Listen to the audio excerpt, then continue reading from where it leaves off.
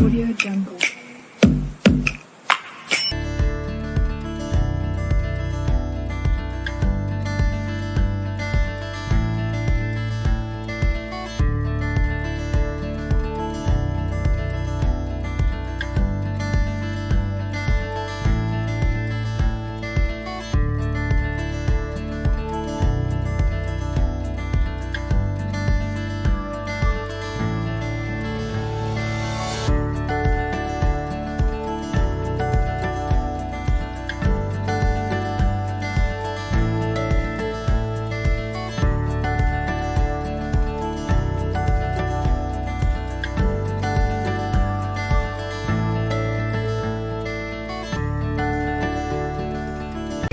Selamat siang, saya Erlina dari Yayasan Satria Budi Dharma Setia.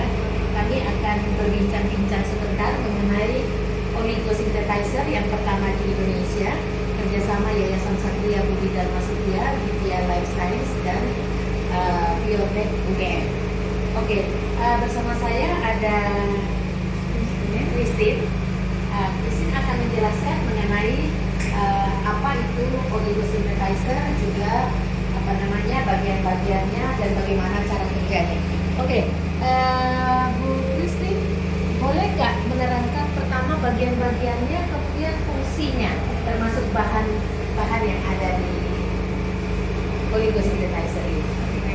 Jadi sekarang sebenarnya yang ada di hadapan kita ini merupakan alat ini atau synthesizer untuk oligo, dan biasanya itu kita gunakan untuk pembentukan atau sintese nukleotida. Nah, untuk mesin ini sendiri sebenarnya seperti bisa dilihat ini ada banyak compartment untuk injection, karena ini merupakan salah satu mesin yang sifatnya itu memiliki otomatisasi seperti itu. Tapi untuk bisa menciptakan atau melakukan sintesis, dia harus mendukung beberapa konsumen.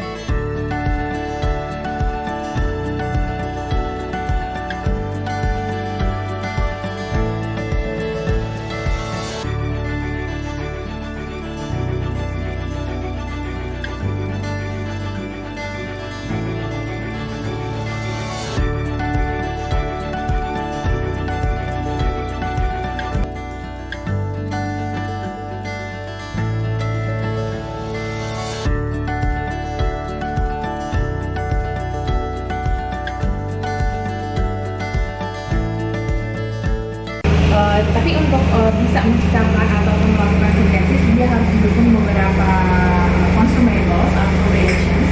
Yang pertama yang kita gunakan di sini ada gas argon. Nah, jadi untuk gas argon ini semua masuk di bagian sini. Kalau bisa dilihat, itu ada inlet untuk reagent dan juga untuk gasnya. Nah, untuk argon itu sendiri itu fungsi yang pertama itu untuk menyesuaikan tingkat kelembapan yang ada di chamber alat ini. Jadi ketika ini memulai sintesis, kita itu harus memastikan dulu bahwa humidity-nya itu di bawah 40. Biasanya ada untuk stepnya itu ada di kisaran 30 sampai 35 ataupun di bawahnya seperti itu. Nah, di sini ada beberapa reagen yang kita butuhkan. Di sini ada, kalau bisa dilihat, ada ACN, kemudian ada D-block, ada cap A atau cap B juga bisa. Kemudian ini ada oxidizing. Di belakang itu ada aktivator. Kemudian kalau bisa dilihat di sini ada cap A. Nah, kemudian di bagian sini ada untuk amidase. Jadi ini merupakan ini ya, gugus basa yang akan ditempel. Kalau bisa dilihat di kemasannya itu kita bisa tahu jenisnya seperti ini contohnya itu G, dan mungkin ini bisa dilihat ya ini A, seperti itu. Nah, fungsi dari masing-masing reagen yang pertama itu untuk ACN. ACN ini akan digunakan di setiap step untuk wash. Jadi ketika kita melakukan injection itu harus dibersihkan dulu untuk memastikan injectionnya itu bisa masuk ke dalam, mungkin di sini tidak terlihat ya, ke dalam cap up yang ada di dalam kolom. Nah, kemudian yang kedua untuk deblocking itu untuk menghilangkan proteksi dari si oligonukleotida, jadi nanti agar si acid taggingnya itu bisa menempel dan menciptakan sintesis oligo. Nah, kemudian untuk oxidizing itu untuk memastikan si rangkaian oligo itu atau sintesis oligo itu bisa menempel dengan baik.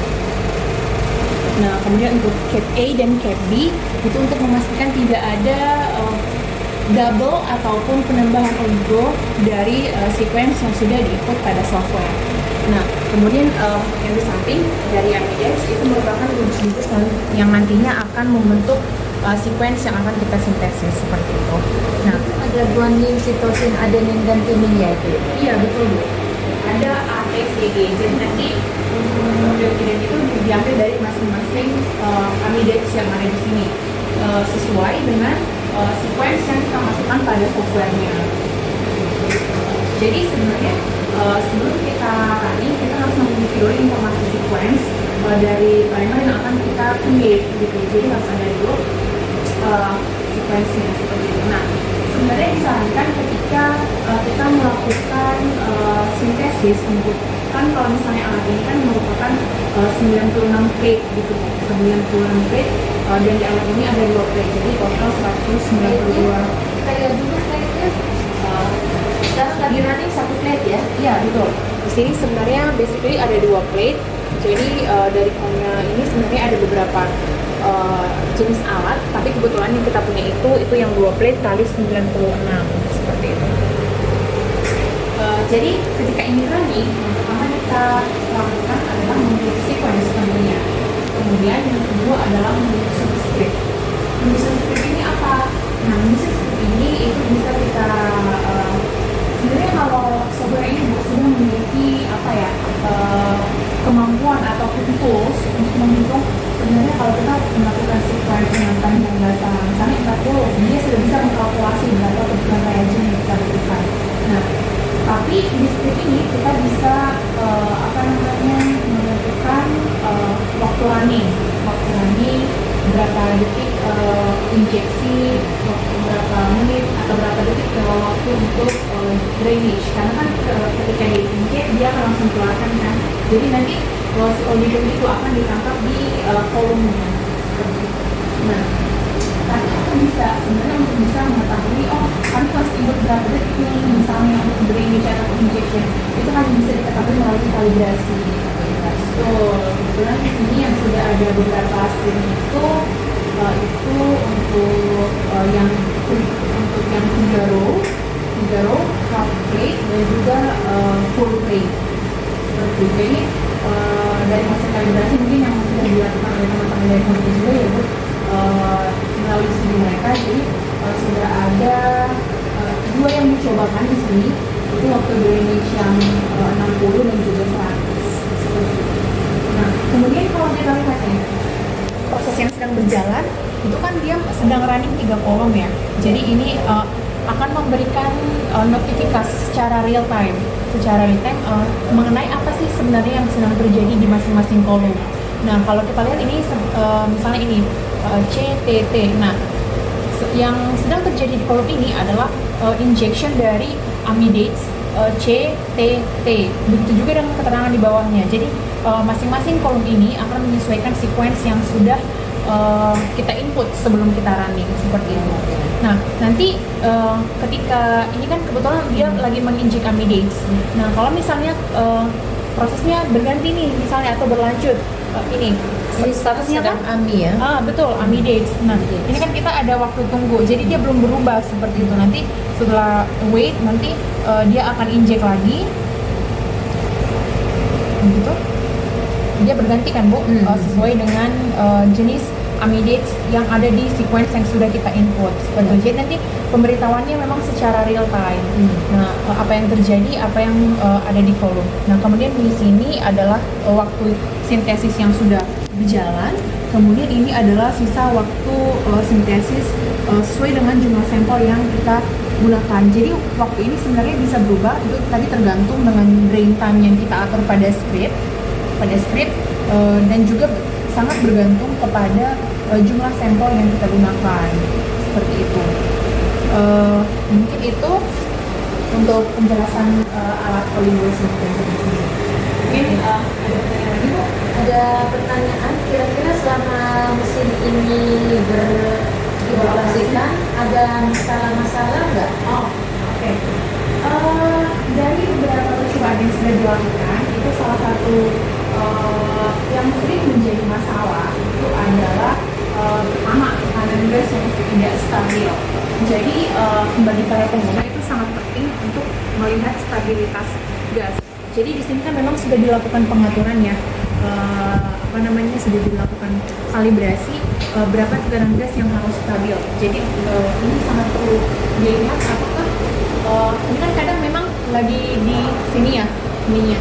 Jadi kadang ini akan naik dan juga akan turun. Itu kalau misalnya naik atau turunnya sedikit, dari teman-teman engineer itu menyatakan kalau tidak terlalu bermasalah seperti itu. Tapi ketika dia misalnya dari 100 langsung ke 200, itu akan menyebabkan tekanan di sini tidak stabil.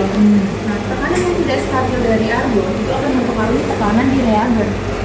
Jadi itu kita tidak bisa memastikan bahwa injection head yang ada di setiap reagen itu menginjeksikan jumlah dengan kecepatan yang sama gitu. Misalnya satu reagen A itu seharusnya 20 microliter per second misalnya. Itu karena tekanannya tidak stabil, itu bisa saja tidak sama gitu sebenarnya ke setiap kolom yang ada di kolom sintesis.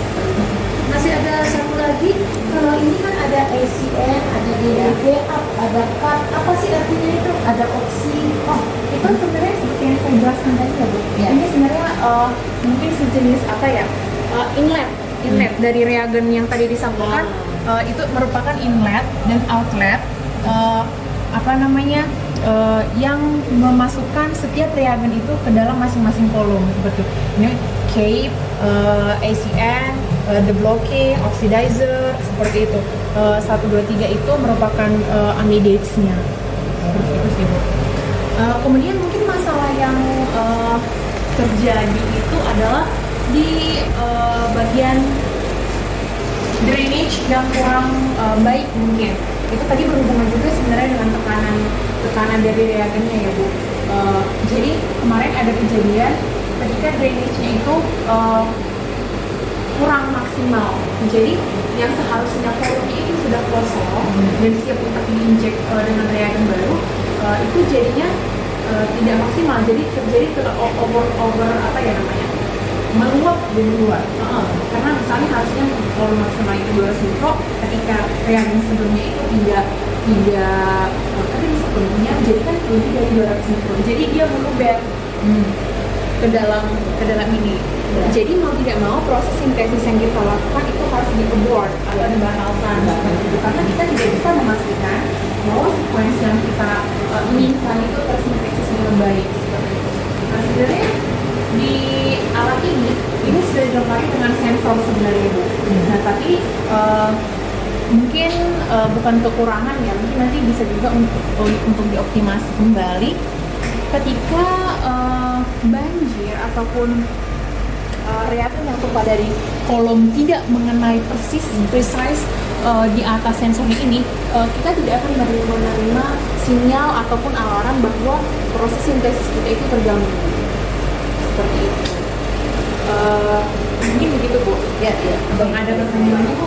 Ya, kalau di sini berarti ini komputer yang menggambarkan apa kejadian yang ada di sini. Misalnya kalau di sini dikatakan loss, tapi dia sedang yang sedang DEB berarti dia sedang di blocking. Kalau dia bilang di sini AMI berarti ada proses amide. ya, prosesnya sedang dimasukkan Betul, ya. betul. Lakukan pre-deprotection. Pertama harus menyalakan mesinnya. Ya, oke, sesudah mesinnya menyala, apa yang harus dilakukan? Oh ya, Ya, itu diapain, Mbak? dibuka. Dibuka ya. Oke, dari off ke on ya. Oke, sesudah dibuka dari off ke on, apa yang harus dilakukan? Menaruh plate di atasnya, kemudian sampelnya ya. Bukan sampel sih sebenarnya, cup yang sudah selesai dari sintetis oligo ya, dari ruang sebelah. Kemudian masuk ke komputer. Di komputer akan dilakukan proses pengaturan. Login dulu. Oh, Ya, akan berbunyi, mesinnya juga akan tersambung dengan komputer. Dari tadi belum tersambung ya, saya sekarang sudah tersambung dengan komputer. Ya, klik start. Nah, ketika diklik start, akan proses di ini pun jalan, proses di mesin pun jalan, mengikuti perintah dari komputernya. Ya, di situ di komputernya dryness action. Oke. Mesin melakukan perintah dari komputer.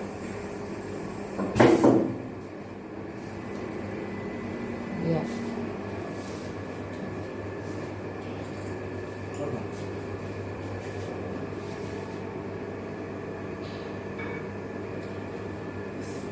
Kemudian dibawa ke dari deprotection, masuk pre-deprotection, kemudian masuk ke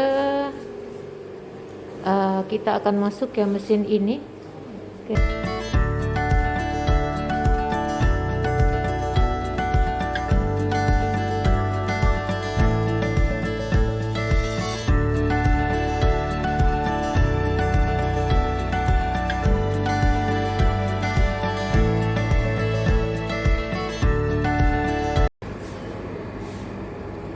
Pak Nino ada yang di bawahnya Nino. Pak Nino kopi Pak. Kalau di bawah Pak Nino. Yang macam-macam rokok, tapi yang lebih itu HP.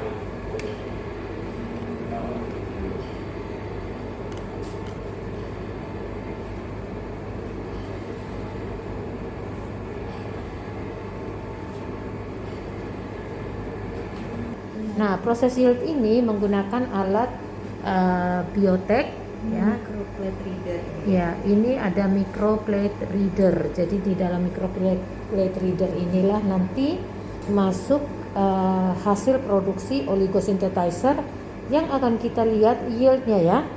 Oke, baik-baik. Nah, apa yang mau dikerjakan ini? Ini sampel yang tadi dapat. Ah. Tapi ini harus diencerkan dulu. Oh, harus diencerkan dulu. Setelah itu nanti dimasukkan ke alat. Dimas- Ini pure water. Pure water ya, pure waternya di solve ke ke oligo yang sudah dihasilkan dari oligosynthesizer, kemudian dimasukkan dalam plate ini, baru dari plate ini kemudian masuk ke mesin yang sudah dikonekkan dengan komputer itu ya. Oke, nanti kita lihat ya hasilnya, kita mendapatkan yield berapa. Selamat siang.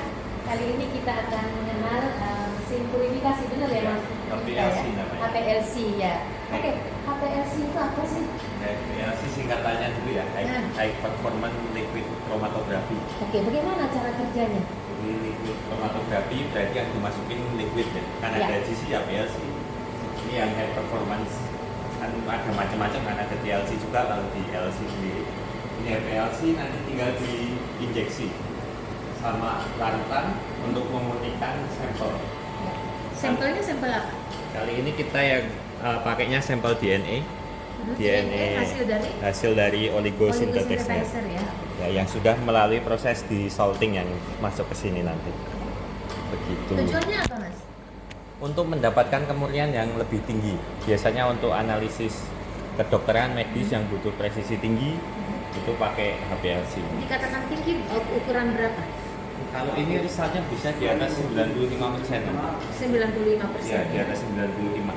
Kalau di salting itu normally di atas 70 aja udah bagus. Kalau cuma sampai di salting aja. Tapi kalau HPLC kan nanti hasil di salting kita bisa pilih peaknya ini.